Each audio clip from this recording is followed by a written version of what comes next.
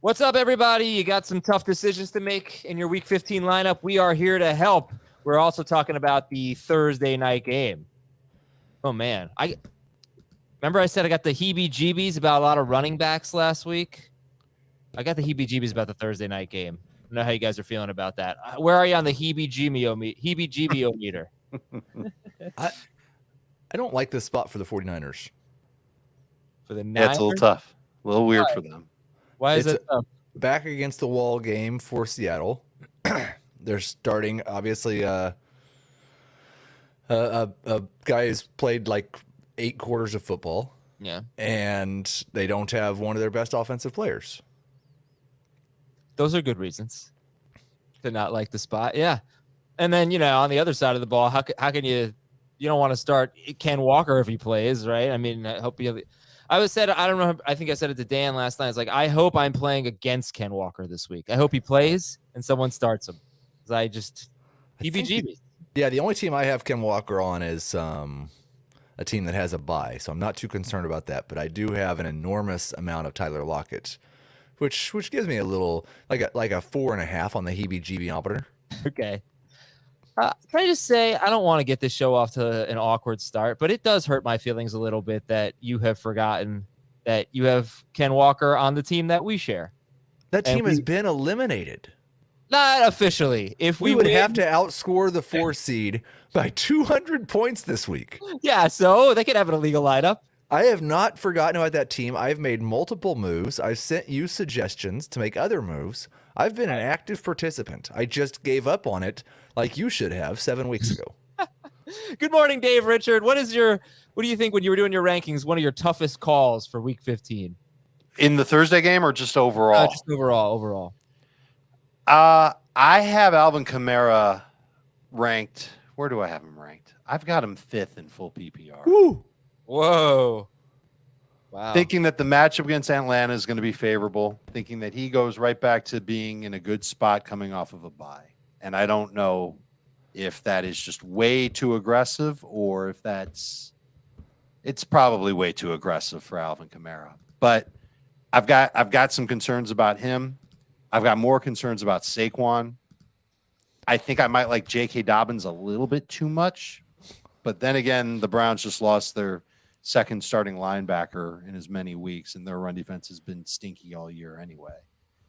Do I have Travis Etienne ranked too high? Do I have the Bucs running backs ranked too high? I haven't even gotten other positions, but here's one that I think I feel the best about. Nick Chubb in my PPR rankings is currently 25th. Oh my God! Wait a second. I don't understand. Nick Chubb is 25th. Yeah. Wow. Okay, go ahead, Heath. Like I feel like I've got Kamara 12th or something, and I feel like that's too high. But like him and Barkley are so interesting because I know that Washington's supposed to be a terrible matchup and Atlanta's supposed to be a fantastic matchup. Barkley was like 7 times as many fantasy points in his last game against Washington as Kamara was against Atlanta. Barkley's been a top 8 fantasy running back virtually all season long and top 3 at one point. Kamara's been complete garbage over the last month of the season. Kamara left the Falcons game. That was week 1. He left that game with an injury. He did. Only played 62% of the snaps. Sorry, he did play a lot of the I game, forgot that because it looks very similar to many other games on his game log. Okay, but that was week 1. Barkley keeps scoring. I mean, not last week. Last week was Barkley's really tough.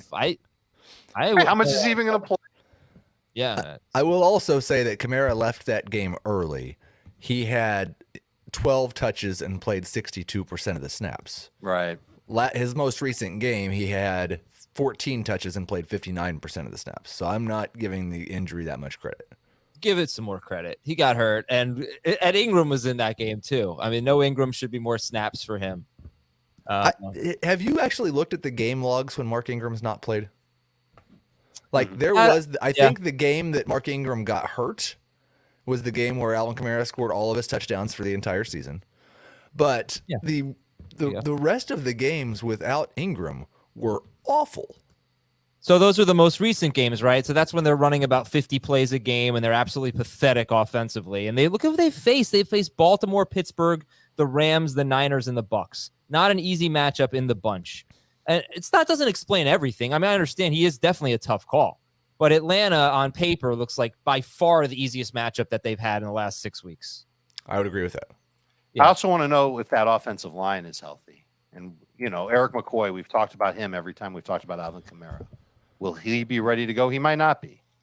Anyway, I've already started the process of moving Kamara down in all my rankings. 5 is too aggressive. Yeah. No, Zonovan Knight over both Alvin Kamara and Saquon Barkley. Who's that? Zonovan Knight over both of them. No, I've got. Where is he? You'd think I'd be able to find him in my rankings because his name starts with the Z. He's behind them, but it's close. No, because he's one of the guys I was going to talk about today as a tough call. It's 7 straight games. The Lions have not allowed double. You know this. Yep. You were the one who brought it up first a couple weeks ago. 7 straight games. The Lions have not allowed double-digit PPR fantasy points to a running back. It's amazing. It's amazing. Yeah. Tough calls this week. All right, so what's your answer, Heath? Zonovan Knight, Kamara, Barkley. Coming into the podcast, I had it Kamara, Knight, Barkley. I think I've talked myself in the last 30 seconds into Barkley, Knight, Kamara. But they're all going to be right around RB12. I've got Chubb 1 spot behind them at 13. There's not more than like 9 running backs that I like this week. It's kind of true. Dave, let me get you a little more optimistic on Nick Chubb. I talked about this on the Monday Beyond the Box Score. Do it. Yeah. So basically, they're getting blown out, and his carries are way down. He averaged 18.6 carries per game in his first 8 games, Nick Chubb, and he was one of the best running backs. He probably was like top 3 in that stretch. He's averaging 16.4 carries per game in his last 5 games, but he had 11 carries at Miami. They got crushed. 14 carries at Buffalo. I think that was the neutral site game. They were down by like 15 late in the game. Against Tampa Bay, they won, and he had 26 carries. At Houston, he had 17 carries. That was a win.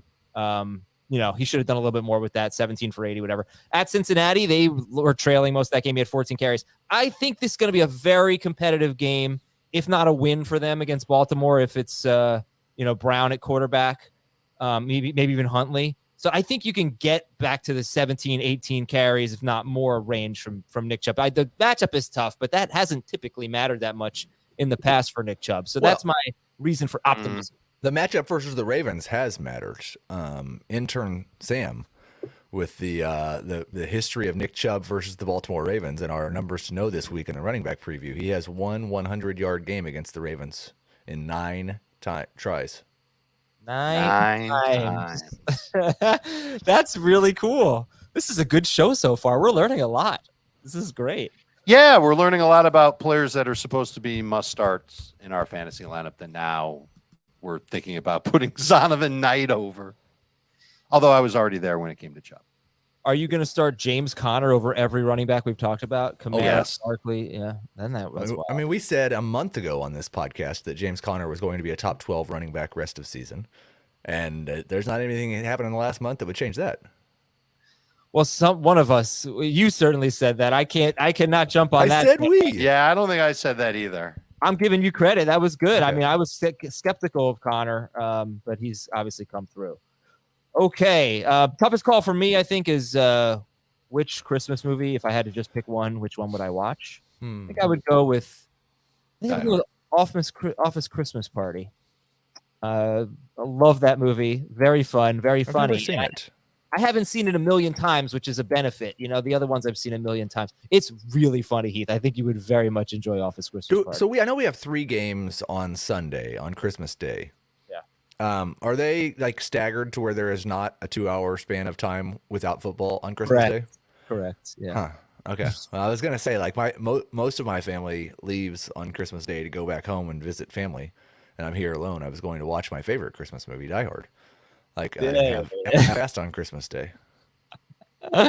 Well, I recommend Office Christmas Party if you can't make room for Die Hard. All right. I wanted to give a quick stat here because with the heebie-jeebies about the Thursday night game, I want to give a shout out to Connor Grohl on our CBSSports.com stats crew. I asked him, is Thursday night scoring way down from Sunday? And he said, no, not really. Sunday teams are averaging 22.1 points per game. Thursdays are averaging 21.5 points per game. So that is down, but about half a point. Monday has the lowest scoring, 20.8 points per game. And those are all down from past years, right? Oh, that I don't know, but probably. So I guess that's, when in doubt, Thursday's out. There've been some really ugly games, but there are probably a lot of ugly games on Sunday that we don't talk about because they're not spotlight games.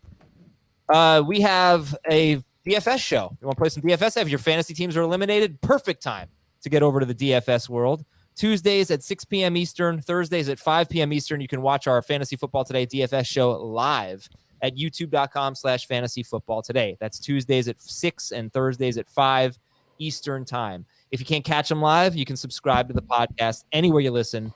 Fantasy Football Today, DFS. Let's go through the news and notes here. It is a torn ACL for Kyler Murray. Dave, what does this mean, do you think, for 2023? First of all, the cast for Office Christmas Party looks pretty great. So I'm going to have to check that movie out, Adam. Oh, you've never seen it either? Never seen it. Didn't even know it existed. I think it's honestly an instant classic. It is so freaking good. Okay. Yeah. So, it took me like 6 years to finally start watching Stranger Things. So by 2027, I should be down for watching Office Christmas Party. 2023 for Kyler Murray. I'm nervous that he won't be ready to go. I'm not even sure who his head coach will be. Cardinals have to add another quarterback this offseason just in case he's not ready to go for week 1. It's going to be troubling, and it's going to be challenging for that offense in general. So many questions that have to be answered. If it's the same coaching staff and the same offense, then I think Kyler's going to be closer to 10 than 5 in the quarterback rankings, but he'll be drafted significantly later, obviously, if he's going to be around 10 than where we took him this past year.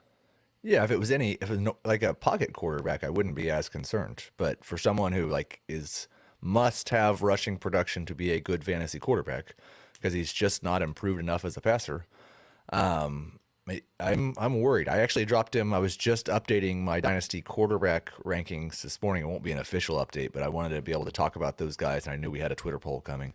And I had dropped Kyler Murray to QB 11, and the one that I struggle with the most, and it might change as soon as this week, is Deshaun Watson.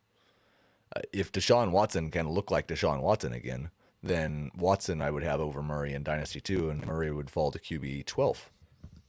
What's interesting about Murray is that his averages, and I know that, Heath, you cringe when you hear about averages, but per game and per attempt on the ground, they were up from last year. And his rush attempts were about the same. So I know that kind of it feels. I don't think about Kyler as an amazing runner because each of the last 2 years he really hasn't done enough of it compared to what he did in 2020.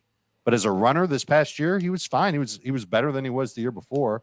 That's a positive. The negative is that as a passer, and Heath, you talked about this, completion rate down, touchdown rate down, yards per attempt way down, yards per game way down. Quarterback rating way down. But if you split it out and do it with Hopkins and without Hopkins, you might have a different story. But then again, Hopkins going to be 30 next year. So from a dynasty perspective, you do wonder about Kyler. He's just pretty solid. He's just been solid this year, Yeah. He's very solid.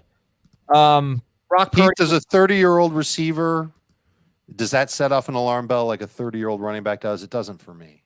It's, a 30-year-old running back is already buried, dead. Yeah, he's sleeping through the alarm. A 30-year-old wide receiver is very dependent on what he did the year before. For me, I think what we've learned with these receivers, and it gives me great pause about Mike Evans in Dynasty, is that if a guy who's 29 or 30 years old and plays wide receiver shows you that he's not the same guy, believe him. We saw that with Allen Robinson. We saw it a few years ago with AJ Green. I just think when those guys show you a disappointing year, believe them. Okay, let's go to our next news item here. We'll just fly through the rest of these. So Brock Purdy was listed as limited in practice. Right now, we're expecting him to play tomorrow at Seattle. Lamar Jackson missed practice, but Tyler Huntley was limited. So Huntley's got a chance to clear the concussion protocol and play. It's a Saturday game. I'm still going to remain skeptical of anybody not missing a week with the concussion. It does happen, but with the new protocols, it's not that common.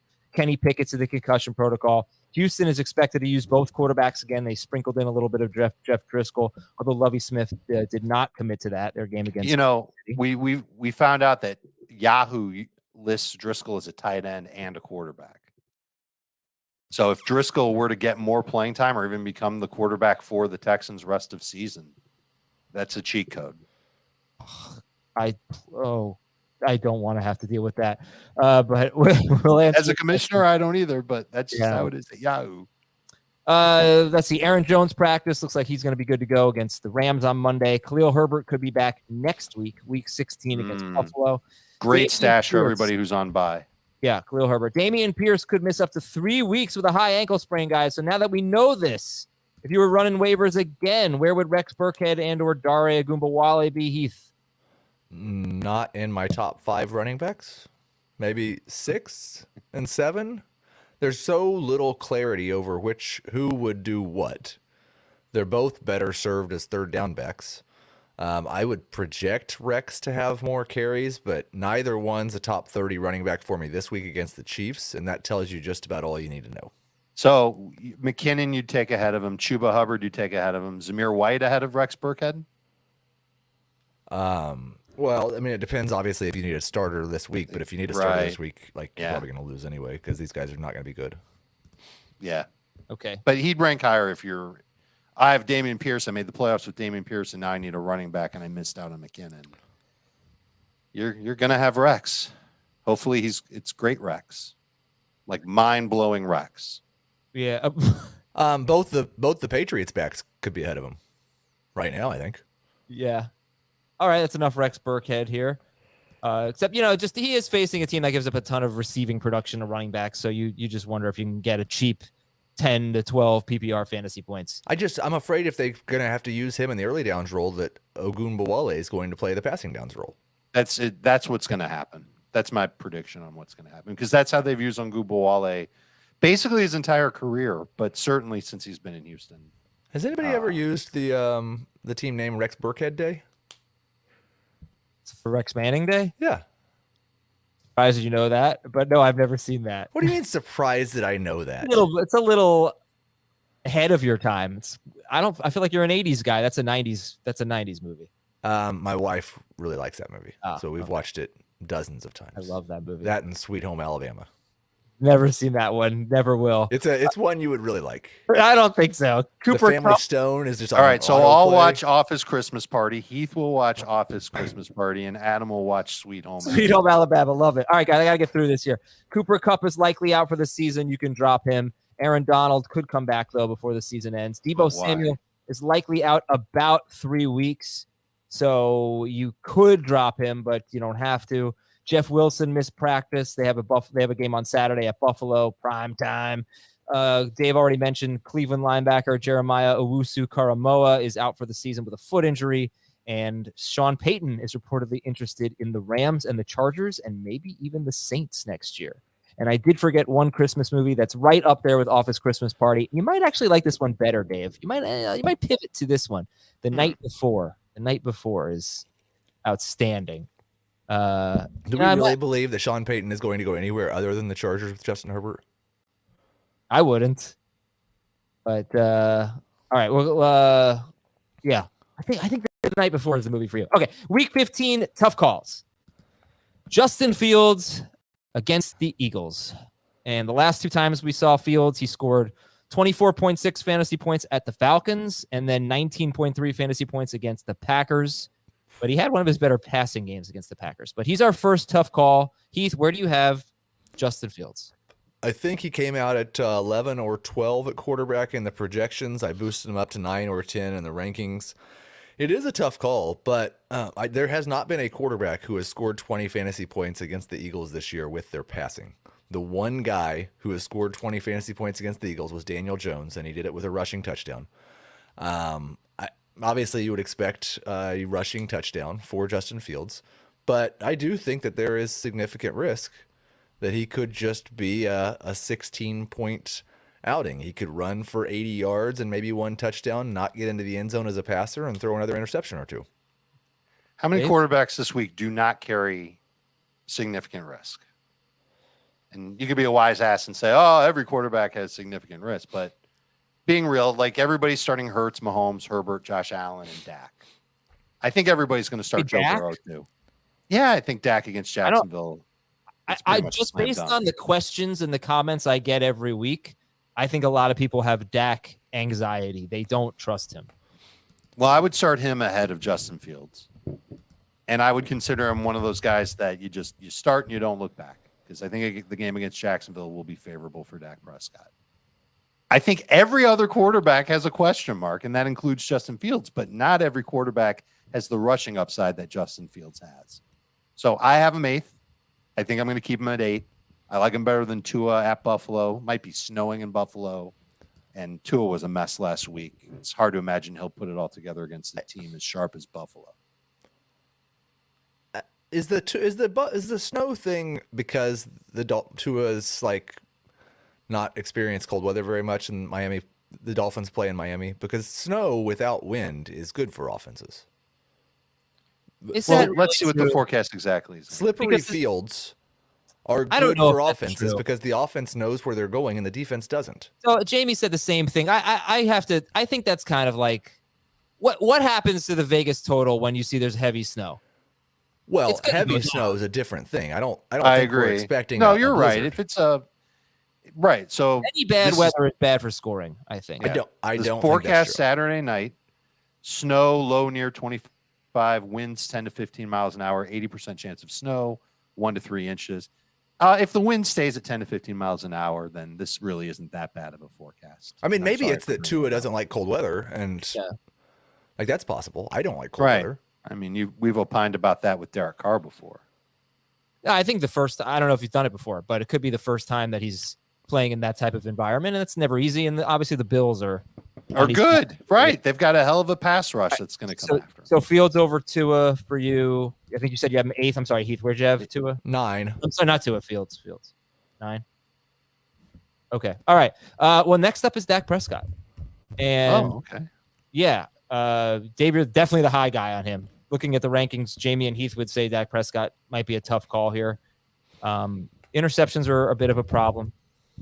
He's been pretty good since coming back, but last week was obviously a major disappointment, 15.7 fantasy points. The Jaguars are a good matchup. They allow the 8th most fantasy points to quarterbacks. So, Dave, why are you so confident in Dak Prescott? The matchup is the biggest thing. They've given up at least 21 fantasy points to 7 of the past 8 quarterbacks. Matt Ryan and Daniel Jones each had 30 points against them. Goff had 25 points against them.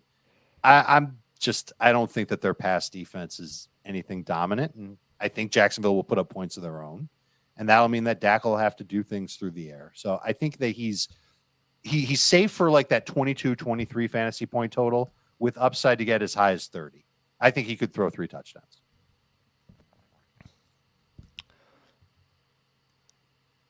Go ahead, Heath. Yeah, I think he's a low-end number 1 quarterback. I was looking up Tua's performance in cold weather games. This is not his first. He played at Buffalo on January 3rd when the high was 35 degrees that day. Back in his rookie year, threw for 361 yards. Oh, that was against their was that a Week 18 game? 17. They played their starters for half the game. Okay, but obviously a game where the starters sat for a while. Yeah, I remember that because Allen and Diggs went. Was it Diggs that year? Yeah, right. And they went crazy in one half in that game. But it's good to know. It's good to know. It's better than it being his first. It's a very informative show today. All right, low end number 1 quarterback for Heath. Would you guys start Dak or Lawrence? Lawrence. I have Dak higher. I think one of the things that's interesting about that game is the pass attempts because Dak's not doing a lot of that. But Dave, you just said you think that the Jaguars are going to score points. I don't know if we're not giving the Cowboys defense enough credit or if we just think it's not as good right now, but they are basically the second best defense in football, depending on the measure. I think they've given up like the second fewest points, the fewest yards per game. They have the second most sacks in the NFL. I think they're 1 behind the Eagles. We don't view them maybe as a really tough defense. I'm not sure, but we think the Jaguars are just going to go up and down the field and get a shootout here? I don't think it'll be like that. I don't see it being a shootout, but I see them getting in the neighborhood of like 20 to 24 points.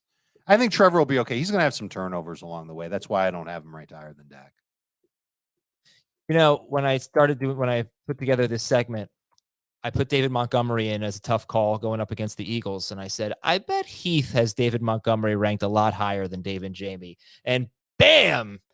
Damn night. He does have David Montgomery in his top 10. Maybe those are just the projections and not updated rankings, or maybe you just really like David Montgomery. I think he's a tough call. Actually, I think he's a sit. But what do you?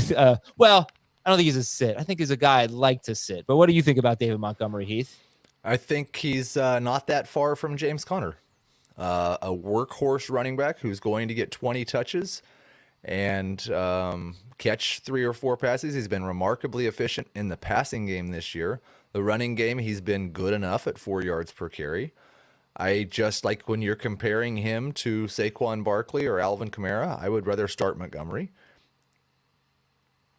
How do you compare him to Saquon Barkley or Derrick Henry? Not Derrick Henry, Saquon Barkley or Alvin Kamara. No, I'm asking a fresh question. How do you compare Montgomery to Saquon Barkley or Derrick Henry? Oh, I think Derrick Henry might be the best running back this week. I think you've got him he's definitely ahead. Yeah, sure. But talent-wise, opportunity-wise,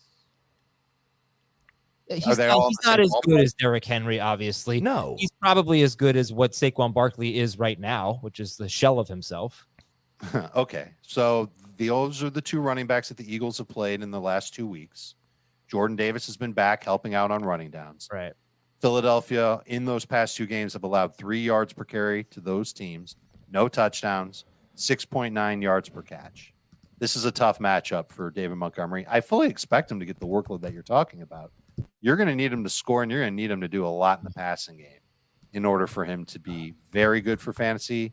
I'm on board with him as a number 2. I think he's a must start as a number 2 fantasy running back, given how many other running backs that there are major question marks about. I'll start him over Nick Chubb, for example. To me, that's a no-brainer. Well, I do have to push back on the touches thing because the Eagles do not see a lot of running back carries. When they have had Jordan Davis in their lineup, there has been one running back who's had more than 15 carries, I believe, or more than 14 carries. One running back all year when Jordan Davis has played, and that was week 1, DeAndre Swift. Obviously, they score a bunch of points. They take you out of your game script, and you can't really run on them. They allow 3.46 yards per carry with Jordan Davis on the field. So if you get only 13 or so carries from David Montgomery, I think it's going to be a pretty miserable fantasy game. I think there's significant downside here, guys. Well, I mean, he's had 14 carries in each of his last 2 games. Yeah, I can't rely on the 3 to 4 catches necessarily. That's nice. It's happened, but it's been about half his games. Half his games he's had, 0 to 1 catch, I think. Well, we generally lean a little bit more heavily on what's happened recently, and it's happened in each of his last 3 games. Yeah, and when you look at the games that they've lost by 10 or more points, you're usually talking about 2 to 3 catches. So if we give him 3 catches, and 14 carries, I mean, those 14 carries could go for 35 yards. It wouldn't shock me based on how well he runs the ball and how well the Eagles defend the run. I don't know, man. You got him in your top 10. That's a lot of confidence. There's absolutely zero surprise to anyone who's listened to the last 3 years of this podcast that you think David Montgomery is going to be awful, and I think he's going to be great. How is he going to be good against the Eagles? How is he going to be efficient against the Eagles? I feel pretty good about the YPC. It's going to be bad. Yeah, I don't play it. I did not make the playoffs in any of my YPC leagues. Maybe I just wasn't considering that. It's still important. You're not going to do a good rushing performance. If you figure 3.5 yards per carry, then you're at 50 yards? I'm going to go under that because that's what they allow with Jordan Davis on the field, and he's not a good running back. So I totally disagree that he's not a good running back. He's not an efficient running back. He never has been. He's been an efficient running back for 5 games in his career.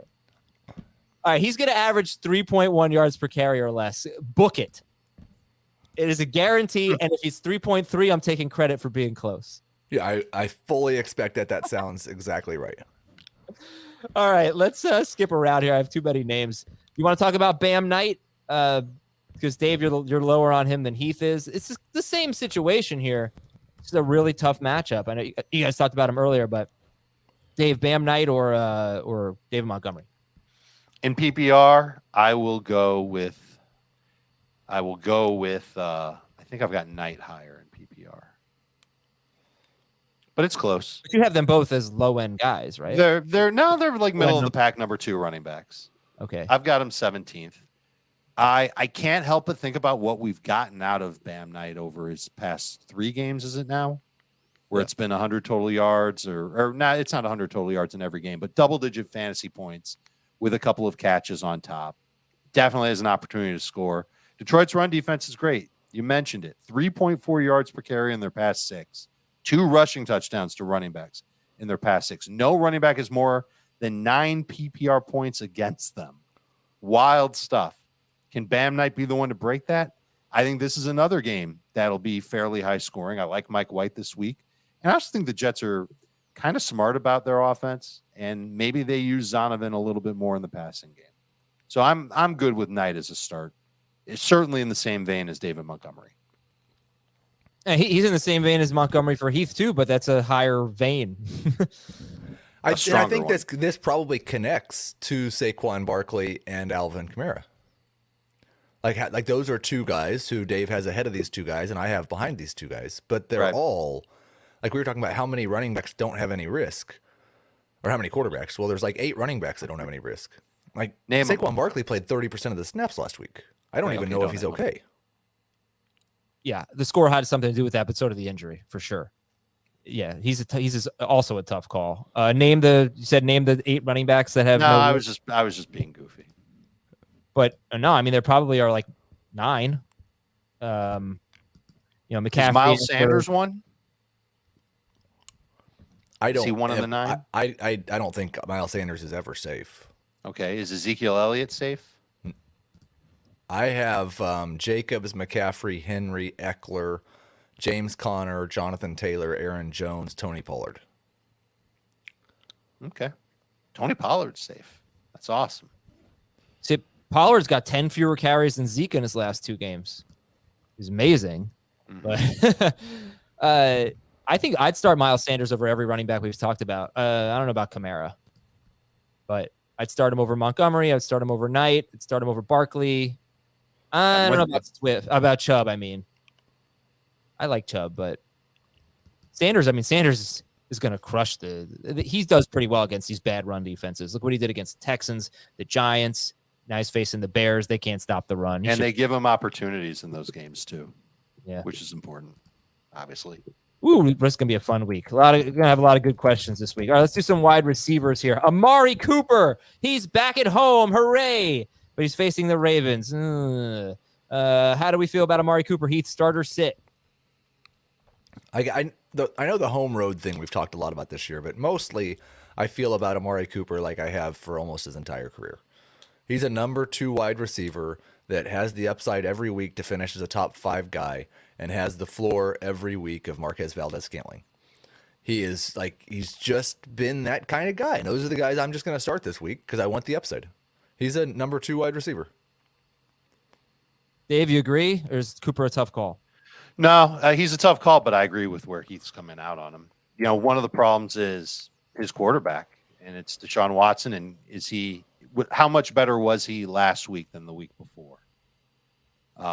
What I can tell you is that he was on target much more in week 14 than he was in week 13. That's a positive. The home road thing is completely mystifying to me.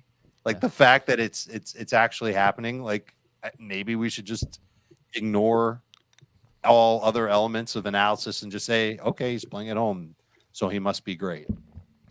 And so it's a tough matchup. I think Baltimore's defense is going to be tough on Cleveland overall, but I think you still got to start him because you know that he can go off for 700 and a touch.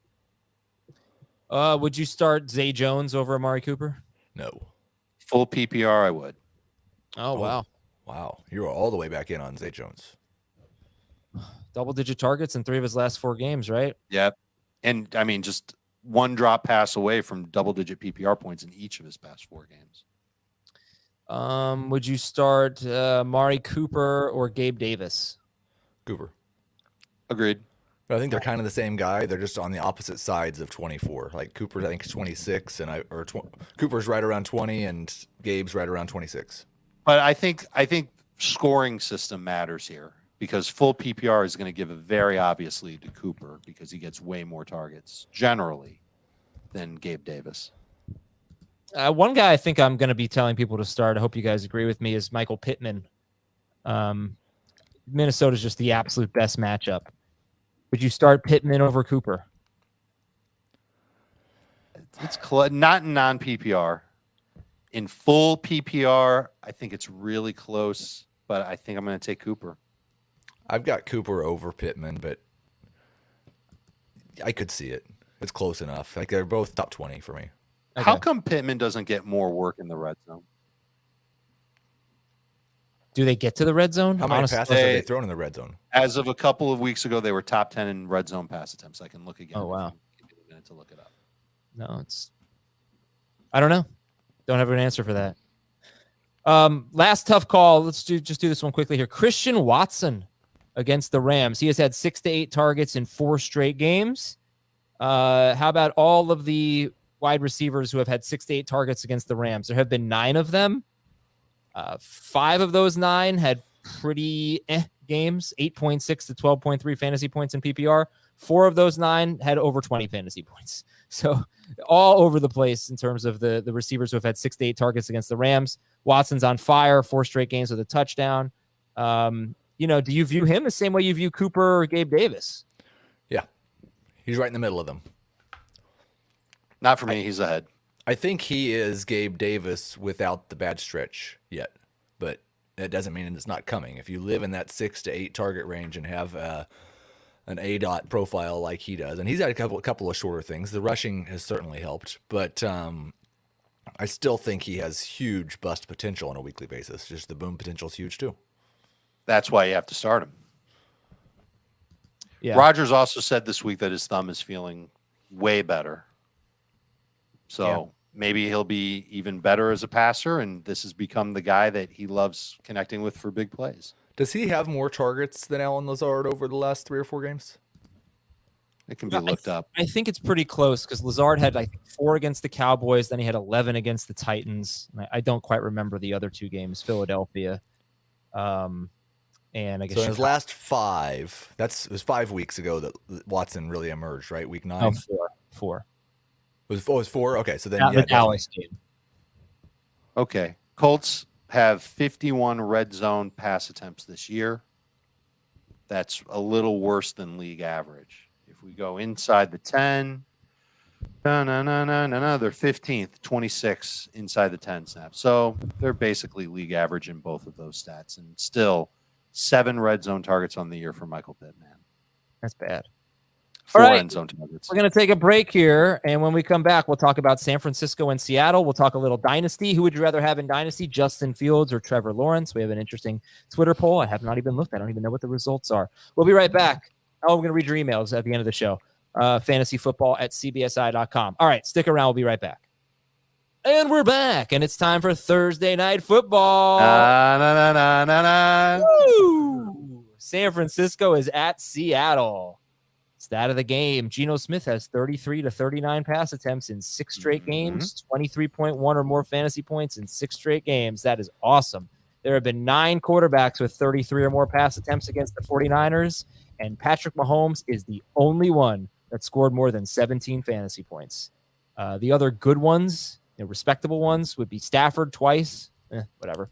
Herbert, Tua, Brady. Those guys sucked against the Niners, even with that pass volume. Start or sit Geno Smith this week? I'm as a sit. I'm very, very nervous about the matchup, nervous about the upside. He's been awesome. I think if you can't get your hands on Mike White or Aaron Rodgers or even Trevor Lawrence, if he miraculously is out there in your league, I think you just roll with Geno. And you hope that he puts it all together. He's also, on top of all the stats that you said about his past 6 games, he's seen more pressure in those past 6 games. I want to say the pressure rate is right around 33%. And he's been fine, obviously. The numbers have been good. But this is a great defense. They're going to get after him very quickly, and I am nervous that he will be able to keep it up. Yeah, I've moved him down to 9th, but he's still probably going to be a start for me.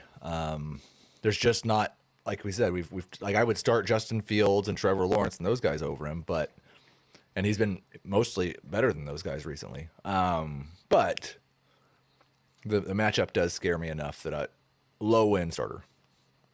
Geno Smith has finished top 12 in 9 of 13 weeks, top 8 in I think 6 of 13 weeks. 1, 2, 3, 4, 5, 6. Yeah. and we're gonna start Mike White over him. I can't. I am not. Oh boy, Dave, you would really do that? That's where I have it right now because the Lions' pass defense is so bad. It is.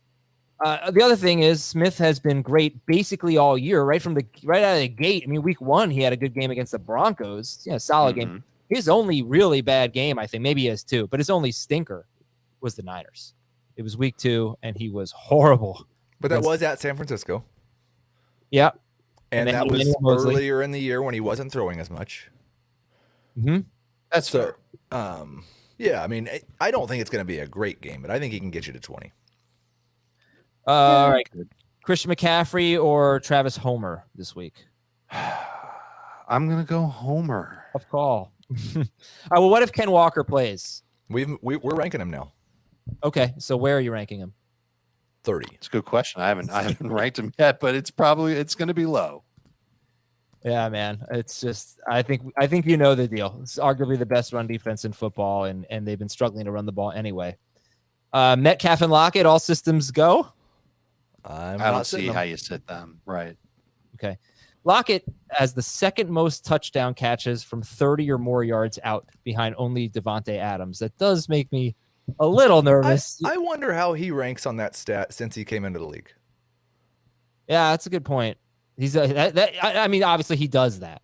The question is, do the Niners give up those types of plays? And they do now. I mean, you think about, I think DeAndre Carter a couple weeks ago, Trent Sherfield. I've got the stats right here. I do too, but I mean, they are a little susceptible to the big play, more so the second half of the season than the first half. All right, so look, we've talked about guys like Cooper and Watson, like tough calls. Just start your Seattle. Yeah, start your Seattle receivers. Sit Noah Fant. Let's go to Brock Purdy here. So, how do you feel about Brock Purdy? I'll get his roster percentage. How do you feel about Brock Purdy, Dave? I think he's a number 2 fantasy quarterback this week. Would be excited to use him as a second quarterback in a super flex. Would be unexcited to use him as my 1 QB guy. He's looked okay. He's actually done a great job of navigating the pocket, avoiding pressure. He's made some big time throws, but the majority of his throws have been very, very short throws. Here's an example. 5 of his 67 pass attempts and 2 of his 45 completions have been on passes of 15 or more air yards. His ADOT is 5.3. That ranks 32nd among qualifying quarterbacks over the past 2 weeks. Sam Darnold is the only one who's lower. So I think in order for him to have a great fantasy game, you need volume. He's not going to get volume. 49ers are going to be able to run the ball quite well. And so maybe I even have him ranked a little too high. I've got him at 17, thinking that he could be in for like 175 yards and maybe 2 touchdowns. Heath, one thing about that ADOT, yeah, he's throwing the ball really short. This is not a terrible matchup to do that. The Seahawks are the worst yak team. They give up the second most yak per catch. When these two teams played in week 2, the 49ers averaged 7.3 yards after the catch per catch. And that was the most in the NFL that week. So you got the best yak team basically every year, the Niners. And then the Seahawks are kind of the worst in that. But you don't have Debo, and Debo is the yak king. That stat. So what do you think about him, Heath, Brock Purdy, and who would you start him over? Who's ahead of him? Where is he in the rankings? He's like 20 for me, and I feel like that's too high. I'm worried about the 49ers going into Seattle for a night game. The 12s are going to be just insane, a must-win game for the Seahawks. I think Purdy could turn into a pumpkin. He's been pretty good so far, but he's also just like used his yak kings. He still has Christian McCaffrey. I don't want to start him. Yeah. They are the most resilient team. It's unbelievable. The injuries they sustain and the success that they have, amazing. I am really excited for this game because, the atmosphere is going to be terrific. All right, McCaffrey is the best. Brandon Ayuk, guys. So where is Ayuk compared to Amari Cooper and Christian Watson, and Michael Pittman? What do you think about Ayuk? He's in that mix for me. Why is he behind all of them, Heath? I just don't think he's not the yak king. And I don't expect Purdy to have a lot of success throwing the ball down the field. And his good performance last week was 2 catches for 57 yards. And a touchdown. Yeah. He got a touchdown, but I mean, we have this discussion every single week. I don't think that makes him more likely to score a touchdown this week because he scored a touchdown last week. But are you giving him any boost without Deebo Samuel? Yeah, he would have been. Yeah, he got the targets. He'd have been closer to wide receiver 40 if Deebo Samuel was playing. So he may not be the Yak King, but he actually ranks 15th among wide receivers with 5.36 yards after catch per reception this year. And I know that we think about Ayuk as a downfield receiver. I did the work on this. 68 of his 86 targets have come from inside of 15 air yards. He's caught 78% of them. He's averaging about 12 yards per catch. So he can fill that role. He's done it for most of this year anyway. We just think of him more as a splashy player, especially after last week when he had the splashy touchdown. It was an underthrown ball from Purdy, but never mind that fact. In his past 2 games without Deebo, he's seen at least a 20% target share, and he saw a 20% target share last week after Deebo left. Now, that doesn't mean that it's going to be 10 targets because we've already talked about how Purdy won't throw that much. So I think maybe if you look at him and say, okay, 6 or 7 targets, he'll catch most of them. He's got a chance to make a play after the catch against the Seattle defense that's allowed a lot of yak. You talked about that, Adam. Yeah. I think you said that they're second to worst Per catch. in the league on yards after catch per reception. Mm-hmm. Yeah, I'm okay starting him as a flex. I will just say that like 6 or 7 targets and a 20% target share means 30 to 35 passes for Brock Purdy. And I don't think that he's going to throw the ball that much. You don't think he's going to get 6 to 7 targets though? I don't. Well, if he throws 30 passes, right? Heath's right. If he's throwing 30 passes, I know I get the math, but like you just don't think Ayuk's going to get 6 targets, 6, 7 targets? It's not asking for much. I think he could get 6. He has what, 3 and 5 in the last 2 games? Yeah. So didn't they kind of take everybody out last week? Yeah. Yep. He had 9 targets against Miami 2 weeks ago, and 3 targets against the Bucks. Unless I'm wrong about that. No, you're right. And he had 8. No, All right, let's move on. Let's wrap up on Ayuk here. Would you have Ayuk or Barkley, Knight? All those running backs we talked about. I might start him over Montgomery. Might start him over Knight too. Okay. George Kittle. What do you think? His name's George Kittle, and he plays tight end, and you start him, probably. Amazing matchup here. They give up the second most points to tight ends. What was his target share last week?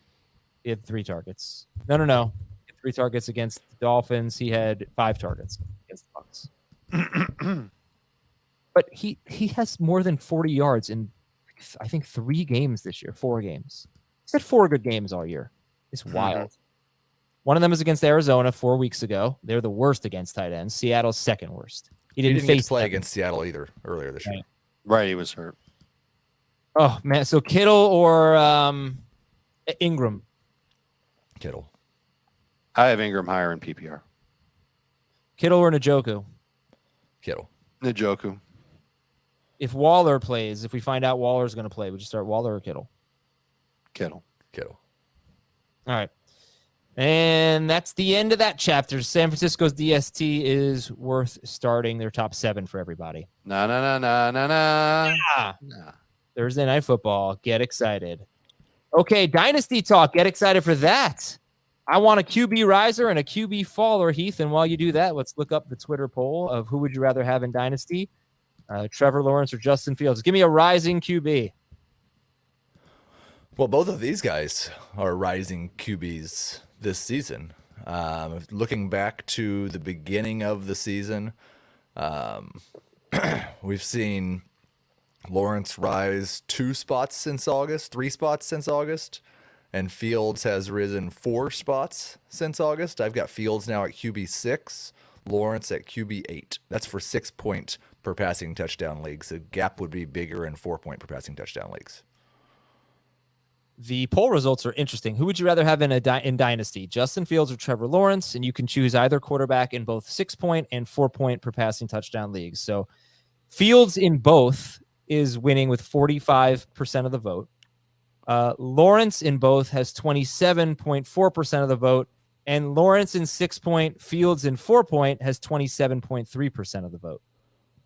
So if I had just run a 6-point per passing touchdown league poll, it would have been really close between Lawrence and Fields. 4-point per passing touchdown league poll, I think Fields would have been a runaway. Yeah, which makes sense. But you're seeing the poll results there, and I'm reading the third book. Yeah, I think, and I like Lawrence has been. This is a good time to ask it because Lawrence is basically at the best 3-game stretch of his career. If we'd asked this 3 games ago, before Fields missed a game with injury and had his bye and had a bad game, I think Fields probably would have won 90% of the vote. The difference for this year, I think Fields has been 1.5 points better than Trevor Lawrence. In the second half since week 8, Fields has been 10 points better per game than Trevor Lawrence. But in the last 2 games, Fields has been awful and Lawrence has been much better. I think these guys both have a chance to be in the top 5 as early as next year. The struggle is whose situation is going to improve more. And I think it's probably Fields. Well, we know what the situation is going to be for Lawrence. We're pretty sure about who he's going to have to throw to next year. Because not only will he have Kirk and whatever Zay Jones ends up being and whatever Evan Engram ends up being, but also Calvin Ridley will be there. That's a nice group. Fields is going to have to get his group together via free agency and the draft. So I wonder if that's going to be, it'll be a little rough with free agency. And the draft, it could take some time because I don't think the Bears are going to take a receiver with their top pick this year in the draft.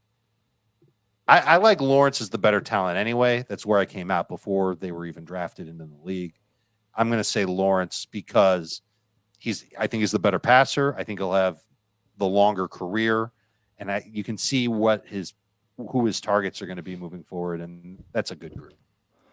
But if somebody's looking at a 15-year window, I would agree about Lawrence's longevity mattering.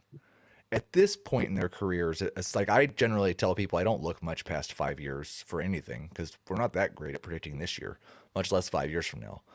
I think it's hard to make a case that Trevor Lawrence is going to consistently score more fantasy points than Justin Fields in the next 5 years. Well, I mean, you're making the case that Justin Fields is going to be better than what I shouldn't say better, at least as good as what he's been this year for the next 5 years. So with no drop off, more likely that Trevor Lawrence improves than Justin Fields. Because Justin Fields has been better than Trevor Lawrence this year. So why is Trevor Lawrence more likely to improve than Justin Fields? He's going to have better targets and he'll be even more comfortable. But he has better targets this year. Same offense. Much better. Yeah, he's got better targets this year, and they're going to be even better next year. I would assume the difference between who they're throwing to would be smaller next year and in future years than it is this year because look how big it is this year. It's really surprising to me that Fields is outscoring Lawrence this year. Well, it's the rushing. Well, I understand that, but it also like he had those huge games because he was pretty crummy for the first 7 weeks or so of the season. I don't know off the top of my head. Less than that, I felt like it was the first 4 or 5 weeks. He was terrible. And then they adapted the offense to him, and he got significantly better. He started to run a lot more.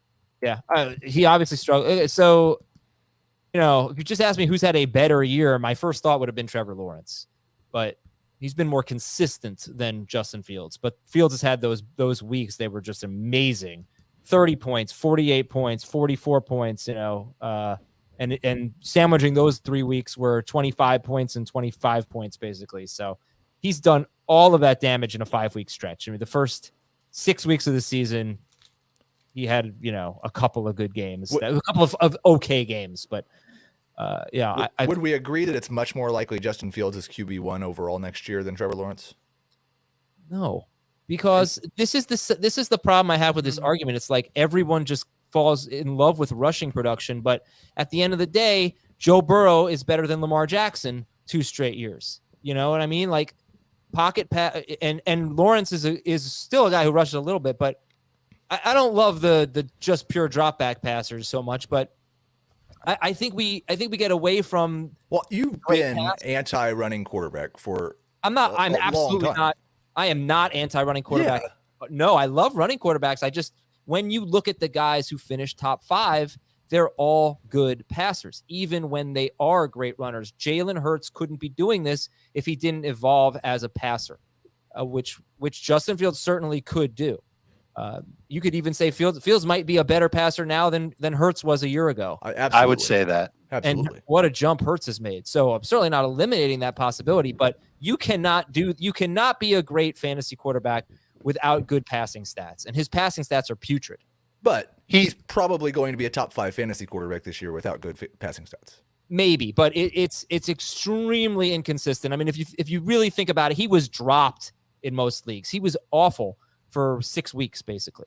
He wasn't running. We'll see how he finishes. He's also running it to a degree that we've never seen before. He's on pace for almost 1,800 yards in his last 7 games or something like that. It's insane. Hold on. You've been playing Dynasty longer than me. How often / rare is it for a fantasy manager to have the same quarterback 5 or more years in Dynasty? I mean, I think it's a little bit rare for a league to stay the same for 5 years. You usually lose a fantasy manager or 2 in that time span. But I think it's really rare. Okay, so my answer for Lawrence over Fields was baking in longevity and the thought that you can get Trevor Lawrence and he'll be good longer than Justin Fields will be. But if I'm trying to win a fantasy championship in the next 2 years or 3 years, and I'm not playing the longevity game, I don't know if it's really that much of a question between these two. And I would probably say Fields in that regard. As good as that receiving core is going to be for Trevor Lawrence, and I think it's going to be great once Calvin Ridley's back and in the swing of things. The rushing upside for Fields and the fact that he is a decent passer, if not a good passer, he could become a real good passer. I'm going to flip my answer. I'm going to go with Fields simply because you can replace that position easier in Dynasty than you might think, I guess is the best way to put it. And I think there's a little bit of prisoner of the moment here with talking about how inconsistent and bad Justin Fields was early in the year, because Trevor Lawrence was not a viable fantasy quarterback for most of this season. He went from week 5 through week 9 without a game with multiple touchdown passes. And week 4, he threw for 174 yards. Was that the Eagles game? Yeah, I mean, this week is the Eagles. Oh, you're talking about Lawrence, right? Yeah, bad weather. Tough matchup. The excuses you will make. No, I agree. I mean, look, great. Right. How about the turnovers? He had a bazillion turnovers. Lawrence has been a model of consistency, but before this recent stretch, I mean, think about the narrative around Justin Fields. But halfway through the season, before he exploded. What was the first game he went off? The Cowboys game or the? What was the narrative around Trevor Lawrence? It was bust. Not for me. I thought he was making. I understand that because he's not a running quarterback. I think you're so wrong about the way I feel about running quarterbacks. You're focusing on the running angle of it. What you should be focusing on, or what I am focusing on, is the passing angle of it. I do not like quarterbacks who can't throw the damn football. I understand. And what I have said with Jalen Hurts, what I said with Jalen Hurts in the past is a guy who runs, you are less likely to believe can improve as a passer. You see that Trevor Lawrence is going to continue to get better as a passer, and you're less likely to believe that Justin Fields is going to get better. You're framing it wrong. It's not because he runs. It's because he's not a good passer right now. So, yes, I did not see this coming for Jalen Hurts. 100%. I will just say through week 9, Justin Fields was averaging 2.5 more fantasy points per game than Trevor Lawrence. Lawrence was at 17.8. What about through week 5? They were both awful, and no one wanted to use them. No, Fields was much worse, I would say. But also, Fields was, weaponless and just in like a boring, crappy offense with a terrible offensive line. I think the Jaguars got off to a pretty hot start, and we kind of, I bought into them. look, obviously you can make cases against both of them, but the point I'm trying to make, Heath, is that it's not that I don't like running quarterbacks. It's not, I love running quarterbacks. I just want them to be able to be good passers, because I think that's the most important thing for a fantasy quarterback. Look at the best quarterbacks in fantasy. They're almost all like putting up good passing numbers. So again, yeah, Fields could definitely take that leap. And if he does, then he could be QB1. Yeah, I don't know. I mean, I think the Jaguars are more set up for sustainable success. And also Trevor Lawrence, let's not forget, Trevor Lawrence was an amazing quarterback prospect, right? On the Andrew Luck level, or maybe just below that. So I think you look at the pedigree and you look at the progress that Joe Burrow has made. I think that's what we're talking about with Trevor Lawrence. So through week 5, Justin Fields was awful, not even in the top 30. But Trevor Lawrence was at 17.4 fantasy points per game, right between Joe Flacco and Zach Wilson. Well, Joe Flacco was terrific. Joe Flacco was at 18.2 fantasy points. Did Zach Wilson play what, 2 games? Yeah. All right. All right. Let's talk. Let's read some emails here. Fantasyfootball@cbsi.com. This is from David from the state with the fewest number of counties. I feel like that's like Wyoming. Yeah, I think so. They only have 1 representative in Congress. That's so crazy. I need a second flex for Dynasty League playoffs, half PPR. Pick one. Dobbins, Swift, Pittman, Bam Knight. Dobbins. I would go Bam. Okay. From no name or city, Dave. Carroll from Worcester, Mass. Fields, Geno Smith, or Deshaun Watson this week? Fields. Definitely not Deshaun Watson. Agree. I think I'll go Fields. This is from Scott, the Boomer Curmudgeon. Where is he from? Over Delaware, which also happens to be the state with the fewest counties. Oh, really? Obviously. Yeah. How could we forget about Delaware? That surprises me. Travis Etienne, Isaiah Pacheco, Zonovan Knight, Rashad White. I guess we're picking 1. Pick 2. Etienne, Pacheco, Zonovan, Rashad. I mean, you can drive through Delaware in like 15 minutes. Zonovan. No, pick 2. I'm sitting McKinnon. Zonovan and Pacheco. Okay, McKinnon was not an option. Oh. So it's... What was I looking at? Give me your top 2. Heath says it's Bam Knight and Pacheco. Etienne, Pacheco, Knight, Rashad White. Knight and Etienne as of now. From Joey, do I start Pacheco, Knight, or McKinnon? Full PPR. This is the one I was reading. Who's Knight. number 1. Knight. Okay. Do I start Lawrence or Huntley? Lawrence. Trevor. This is Matt from 35 miles north of Tallahassee.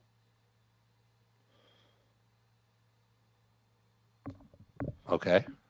Oh, okay. I thought you were. I don't know the city 35 miles north of Tallahassee. Zonovan Knight or Zay Jones, PPR. I don't know if I'd ever want to be there. Could be That's where Jacksonville. Athens is. Well, it could be where? No, Jacksonville.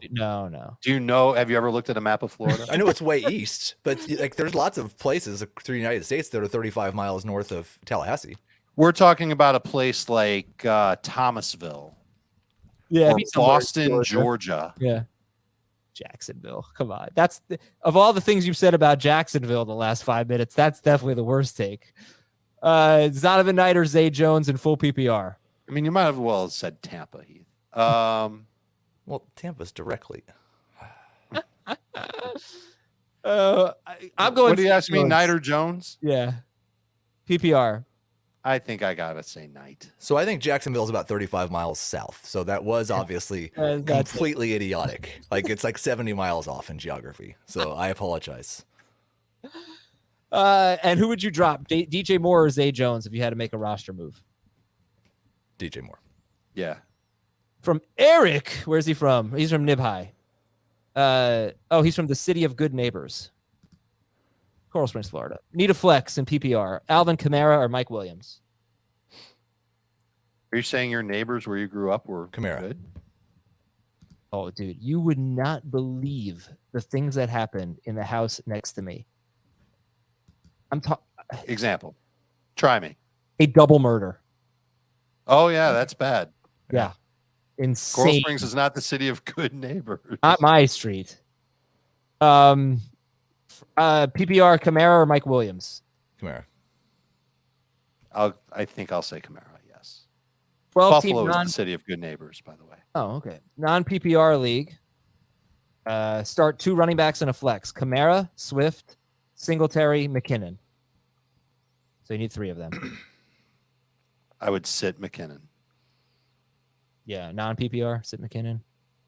And who would you start at wide receiver 2? DJ Moore, Cortland Sutton, Jamison Williams. Oh, that's bad. Give me more. Who were they again? I'd rather give you less. DJ Moore, Cortland Sutton, Jamison Williams. Maybe Sutton if he plays. Hold on.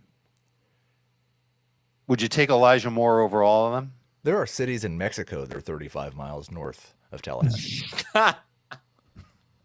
I was wondering where you went. You're usually pretty good at responding to the emails. They're just like off in geography world.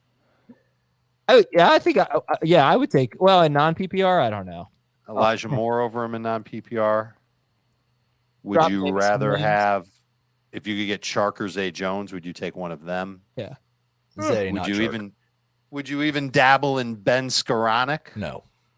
No. All right, then I think DJ Moore is the answer. Zay Jones. Okay, we're out of here. Of course. Thanks, Yeah. Fondo. Thanks. Oh, wait, sorry. Derek Carr, Tom Brady, Daniel Jones, Mike White. Who do you start? Derek Carr, Tom Brady. Mike White. Yeah. Daniel Jones, Tyler Huntley, Jared Goff. Who do you start? Goff. Goff or Jones. We're done. Take it easy, everybody. Thank you for watching and listening. For Dave and Heath and Thomas, I'm Adam. Talk to you tomorrow with Starter Sit for the AFC home games on Fantasy Football.